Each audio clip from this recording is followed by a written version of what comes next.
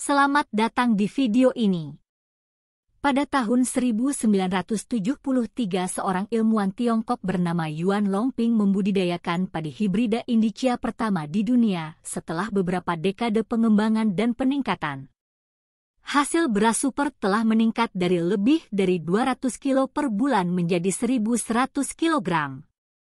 Ini adalah data pada tahun 2023. Namun Tiongkok tidak hanya menggunakan teknologi beras super ini saja, melainkan telah mempromosikannya ke negara-negara Afrika yang lebih miskin dan terbelakang untuk membantu lebih banyak orang keluar dari kelaparan. Di Burundi, sebuah negara sederhana di Afrika Tengah, hampir 70 ahli pertanian Tiongkok bekerja sama dengan petani lokal untuk menanam padi super beras ajaib ini. Setelah 12 tahun upaya yang tak henti-hentinya, mereka berhasil meningkatkan produksi beras Burundi dari 3 ton menjadi 10 ton per hektar, mencetak rekor produksi beras tertinggi dalam sejarah Afrika. Yang lebih penting lagi adalah bahwa beras super ini juga telah mengangkat sekitar 300.000 penduduk Burundi keluar dari kelaparan dan kemiskinan. Pada tahun 2023 Burundi menduduki peringkat salah satu negara termiskin di dunia, yaitu ranking 4. Dengan PDB per kapita di sini hanya $300 dan pertanian telah menjadi pilar utama perekonomian nasional yang mencakup lebih dari 40% total perekonomian dari nilai output. Meskipun Burundi memiliki lebih dari 1,3 juta hektar lahan yang cocok untuk pertanian, bayangan kelaparan dan kematian selalu menghubungkan di atas kepala mereka. Statistik menunjukkan bahwa tingkat kemiskinan di Burundi mencapai 70% dan sekitar 30% wilayah menghadapi kekurangan pangan. Di negeri ini kemiskinan dan kelaparan telah mengancam banyak nyawa selama beberapa dekade dan bahkan 1 dari setiap 5 anak meninggal karena kelaparan atau kekurangan gizi. Meskipun pertanian adalah pilar utama perekonomian Burundi, petani lokal umumnya bergantung pada metode pertanian tradisional. Kurangnya teknologi dan peralatan pertanian modern menghasilkan output yang tidak efisien dan keuntungan yang kecil. Yang lebih parah lagi adalah karena kekurangan dana, banyak petani seringkali tidak mampu membeli benih, pupuk dan herbisida, yang selanjutnya melemahkan efisiensi penanaman mereka. Menurut data dari Organisasi Pangan dan Pertanian PBB, rata-rata hasil panen beras global per bulan pada tahun 2023 adalah sekitar 680 kg, sementara hasil panen Burundi per bulan hanya 230 kg. Produksi tersebut berada pada tingkat yang rendah secara global dan untuk negara dengan populasi lebih dari 12 juta jiwa, produksi tersebut masih jauh dari memenuhi kebutuhan pangan dasar masyarakatnya. Meskipun negara-negara barat telah memberikan bantuan ekonomi dan medis dalam jumlah besar ke Burundi dalam beberapa dekade terakhir, bantuan ini belum secara mendasar memperbaiki kondisi kehidupan mereka dalam situasi ini.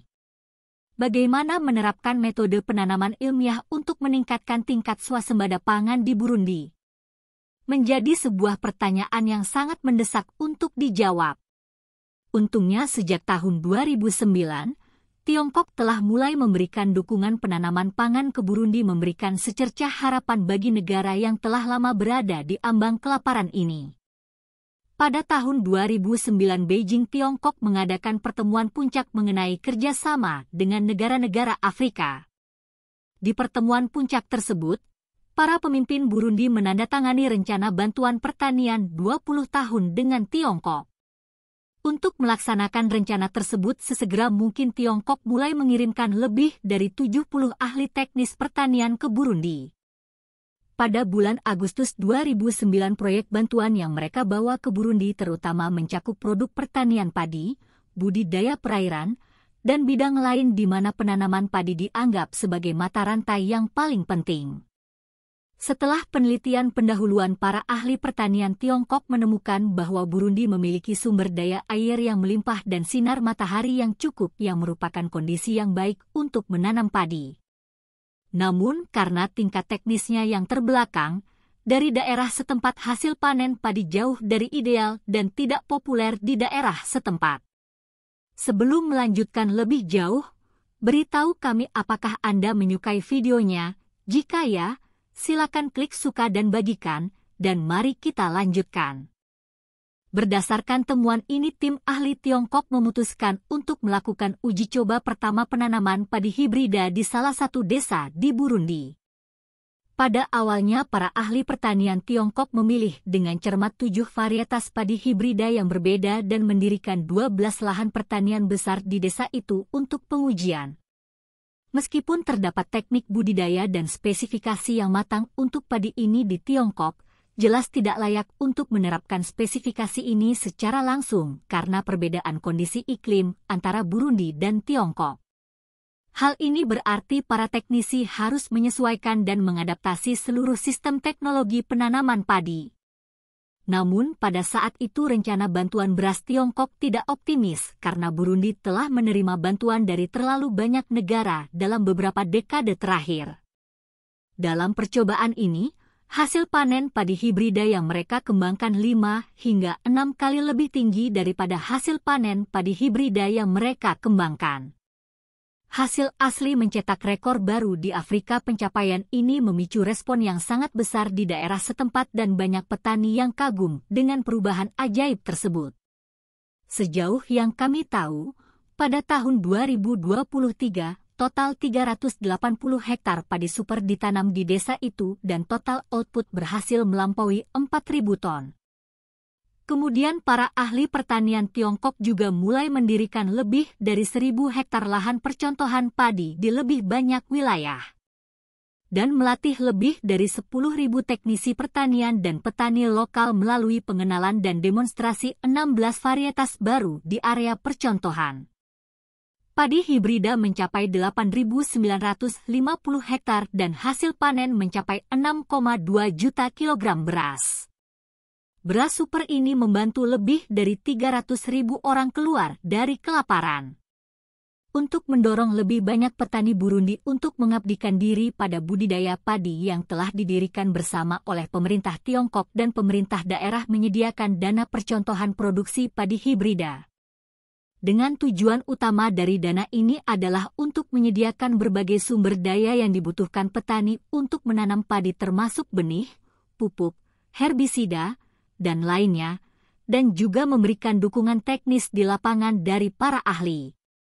Strategi ini tidak hanya menghasilkan peningkatan panen pada musim berjalan tetapi juga mempromosikan model pertanian berkelanjutan, dengan memungkinkan petani menggunakan pendapatan mereka untuk membayar kembali dana tersebut. Dengan lebih dari 1 dekade produksi beras bantuan Burundi telah mencapai titik tertinggi sepanjang masa. Menurut data dari Kementerian Pertanian Burundi, hasil rata-rata beras negara tersebut per bulan telah mencapai 700 kg pada tahun 2022. Dan hasil panen per bulan di beberapa lahan percobaan mencapai 920 kg yang berarti 2 hingga 3 kali lipat hasil rata-rata beras lokal untuk kota-kota besar. Pencapaian ini telah membawa harapan yang belum pernah terjadi sebelumnya di Burundi dan telah mengangkat lebih banyak orang keluar dari potensi kelaparan. Kelaparan per Maret 2023 Burundi telah mendirikan 36 desa percontohan padi hibrida yang mencakup 14 provinsi dan luas tanam padi hibrida telah melebihi 60.000 hektar dibandingkan tahun 2020. Produksi beras super Tiongkok juga meningkat sebesar 15.000 ton dengan hasil meningkat dari 3 ton menjadi 10 ton per hektar. Hal ini tidak hanya memungkinkan banyak keluarga Afrika untuk mengatasi masalah pangan mereka tetapi mereka juga memperoleh pendapatan dari menjual kelebihan biji-bijian yang secara signifikan meningkatkan standar hidup mereka. Meskipun banyak keluarga di Burundi belum sepenuhnya mencapai swasembada pangan menurut kemajuan saat ini. Diharapkan dalam 3 tahun ke depan tingkat hibridisasi padi di Burundi akan mencapai 70% yang pada dasarnya mencapai swasembada pangan untuk seluruh negara. Diharapkan pada tahun 2029 luas tanam padi hibrida di Burundi akan diperluas menjadi 100.000 hektar, sehingga kelaparan dan kemiskinan tidak akan menjadi masalah di negara ini. Pada kenyataannya padi adalah salah satu tanaman pangan utama di dunia dan sekitar 60% populasi global bergantung padanya. Namun teknologi padi hibrida yang dikembangkan oleh Tiongkok telah diadopsi dan diterapkan oleh lebih dari 20 negara di Afrika. Dari Burundi, Madagaskar telah menjadi negara di Afrika dengan luas tanam terluas dan hasil padi hibrida tertinggi.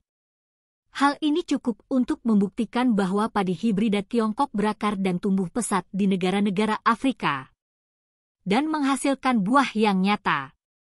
Hal ini juga memecahkan masalah penyediaan pangan bagi lebih banyak orang di negara Afrika sampai batas tertentu.